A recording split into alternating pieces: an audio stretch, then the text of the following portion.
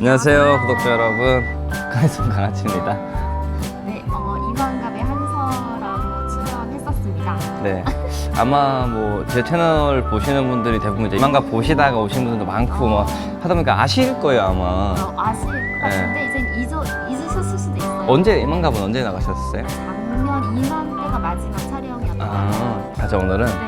저 한설아 씨를 모셔봤고요. 한동안 이제 잠잠했던 달북스토리 시리즈로 다시 한번 찍어보려고 왔는데, 뭐 아시는 분들도 계실 거지만 또 제 채널은 처음이기 때문에 제가 한번 잘 여쭤보고 싶습니다. 네네네. 네, 제가 편하게 누나라고 할게요. 네, 감사합니다. 누나시잖아요. 안 그래 보이지만 누나라고 하시더라고요. 네네. 네. 고향이 원래 어디셨어요? 저는 함경북도 연사군이라고. 연사. 네네. 연사가 어디였더라? 연사가 예. 대홍단 밑쪽이거든요. 대홍단. 좀 대홍단이랑 가깝고 백두산 바로 밑에 지역이에요. 아. 네. 그래서 모르시는 분들 되게 많아요. 그래서 대홍단이라고 그렇구나. 하면 어느 정도 중국이랑 그럼 가까운 지역인가요? 네, 가까운 곳이기도 하지만 중국에 대한 소식은 전혀 몰랐었고. 그렇죠, 그렇죠. 근데 그렇게 모르는 상황에서 어떻게 탈북을 하게 되셨는지. 저는 그 고향에 있다가 탈북한 게 아니라 이제 어릴 때 아빠가 돌아가시고 엄마가 동생이랑 저를 데리고 갔었어요. 이사를 가셨구나. 네, 갔었어요. 근데 거기서 이제 이모 집에서 살다가 엄마는 먼저 이제 장사한다고 왔다 갔다 하시다가 중국으로 넘어가셨고, 그래서 저는 이모 집에서 한 10년 동안 10년 가까이 엄마 없이 지냈거든요. 그러다가 제가 한 15, 6살 되던 해에 이모가 엄마가 살아 계신다고 해가지고 돌아가신 줄 알은 그쵸, 거예요? 한 거기는 10년 이제 동안 연락. 맞아요. 거기는 실종되면 그냥 그쵸, 실종 예. 처리하는 게 빠르니까. 그쵸.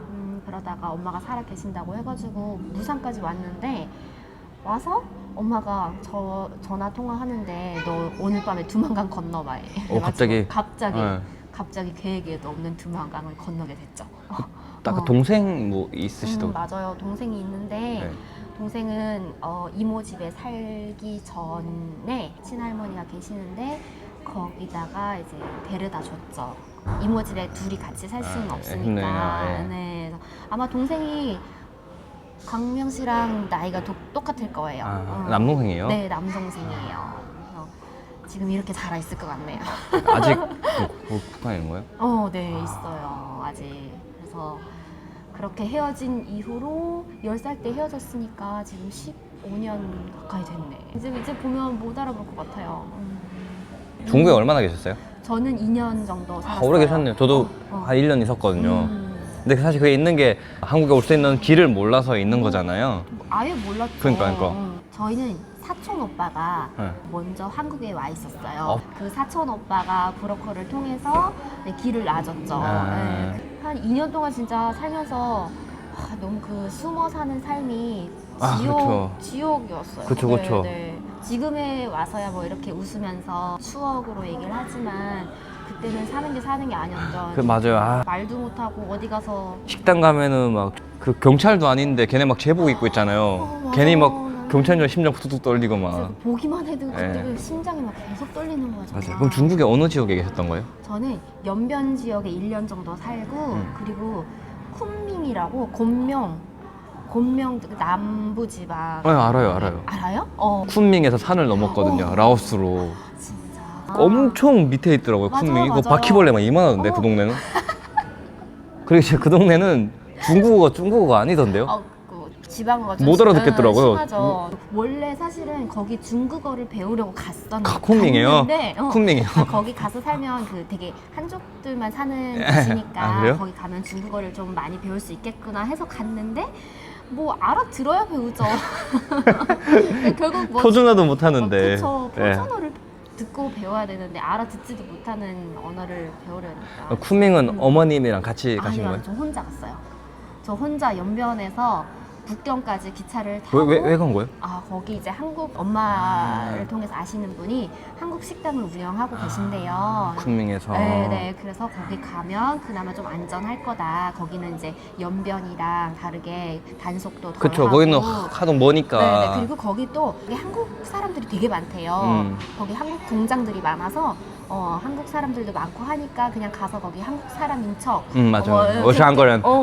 그렇게 지내면 된다고 해가지고 갔죠. 갔는데 뭐 엄마 없이 또 10년을 살았는데 혼자 또 살아야 되니까 좀 많이 힘들기는 했었어요. 거기서도. 그래도 뭐 중국에 왔으면 전화 통화라도 되니까. 맞아요. 그나마, 예. 그게 한 그나마. 주에 한 번씩 통화하는 그 값으로 살았어요. 북한은 안 되잖아요. 아예. 혹시 kunming에는 언제까지 있던 거예요 혹시? 쿤밍에 한국 오기 전까지 있었죠. 몇 년도? 그때가 제가 2007년도에 입국했으니까 2006년까지. 까비. 아 저는 2008년에 kunming 갔었거든요. 그래요? 저보다 늦게 왔네요. kunming에 계시다 kunming에서 바로 온 거예요?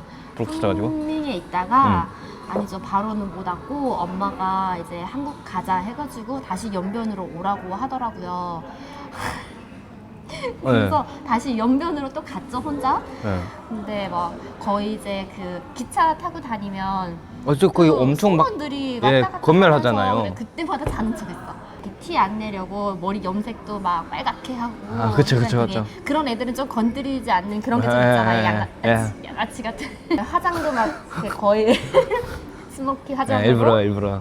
그렇게 하고 그러고 이제 기차를 탔던 기억이 나네요. 저도 이제 전 버스 탈 때 막 그 브로커가 너는 벙어리다. 너는 귀머거리 하라. 맞아. 들리잖아요. 맞아요. 누워 있는데 막 옆에 경찰이 막 셔프셔 하는데 바보인 안 척. 들린다 이러고 진짜 싫었어요. 그래서 지금도 사실 중국에 가고 싶은 생각이 없어요. 저도 한 번도 안 가봤어요. 네. 그때 뭔가 좋은 추억을 찾아보려면 있었을지도 모르지만 그 되게 두려웠던. 저도 그 트라우마가 컸어요. 그런 막 게 떠오를까봐. 그냥 무서웠던 거밖에 없어서 그쵸. 그냥 가고 싶잖아요. 네. 자 다시 연변으로 오셨어요. 네, 연변으로 와서 왔는데 그때 제가 너무너무 가기가 싫었어. 한국 오는 게 싫었어. 왜냐면 제가 한 2년 정도 적응하다 보니까 뭐 그래도 좀 살만하네. 살만하네. 중국어도 조금 배웠고 근데 중국어도 배웠고 그리고 좀 뭐 돈도 조금 벌었거든요. 뭐 이것저것 직장 일을 하면서 돈 쓰는 재미도 알았고 그러니까 어떻게 보면 지금 와서 생각하면 되게 철이 없었던 거죠. 그때는 그게 또 북한에서 살다가 돈 맛도 좀 알았고 이때까지 막 2년 동안 나름 적응하면서 살았는데 살짝 여유롭고 이제 네, 조금 그러니까 마음의 여유가 조금 네. 생겼다고 해야 될까? 근데 한국 가면 또 그 새로운 곳에서 완전 제로 베이스에서 또 네, 시작하는 적응해야 게 되고 그게 사실 너무 두려웠어요. 그쵸. 그래서 엄마한테 막 안 간다고 난리 치다가 너무 스트레스를 받아가지고 제가 독감에 걸리고 근데 독감 걸린 상태로 이제 날짜는 됐으니까 이제 출발을 했죠. 연변에서인가 비행기 타고 온 건 아닐 거 아니에요. 아니죠. 북경까지 기차를 타고 가서 거기서 또 다른 사람들을 만났어요. 그러니까 강릉시처럼 한두 명이 갈 수는 없잖아요. 그쵸. 브로커들이. 한 번에 비용 때문에. 맞아요. 한 최소 10명까지는 맞아요. 오잖아요. 그래서 북경까지 갔는데 되게 괜찮은 언니들을 만났어. 언니들을 만나서 거기서 7명이 출발을 했어요. 저희도 7명이었어요. 그게 딱 적당한 인원인가 그런 것 봐요. 같아요. 7명이. 그래서 거기서 출발을 해서 이제 라오스까지 건너고 그럼 다시 kunming 갔을 거 아니에요. kunming에 있으면 될 거 아니에요. 예. 그랬을 것 같아. 맞아요. 근데 몰랐지. 라오스 가려면 kunming으로 가야 돼요.